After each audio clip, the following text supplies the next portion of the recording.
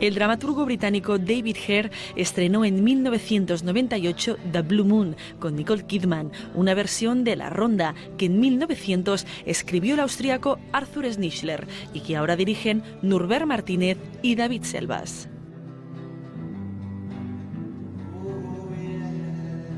Él la escribió y nunca pensó que se llevaría a escena. Se llevó a escena y el teatro fue clausurado al día siguiente.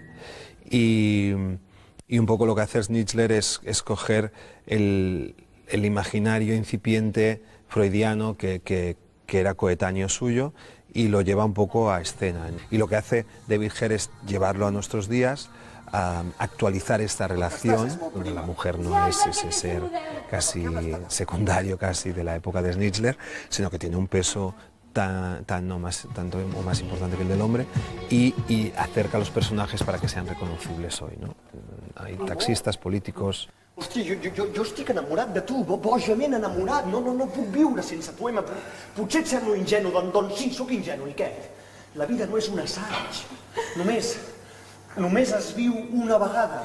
Historias encadenadas de encuentros sexuales. Esto Schnitzler lo inventa en La Ronda, donde un personaje se encuentra con el siguiente con el siguiente, el siguiente con el siguiente, y tú vas sabiendo cosas de ellos a lo largo de toda la historia, hasta que el último se encuentra con el primero. El taxista y el joven recién iniciado en la prostitución. El taxista y la au pair. La au pair y el estudiante. El estudiante con la mujer casada. El marido, un político, con la modelo. La modelo con el escritor.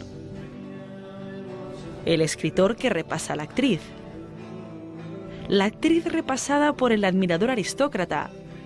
Y el aristócrata que finalmente va a parar al prostituto del inicio.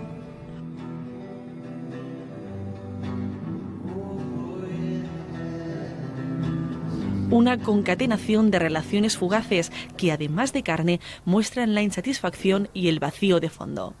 ¿Qué nos atrapó? Nos atrapó un poco este vernos reconocidos en todas las escenas un poquito, ¿no? Y esta sensación de reconocerte y de querer que la gente se reconozca es uno de los motivos que nos llevó a decir vamos a pelearnos con ella.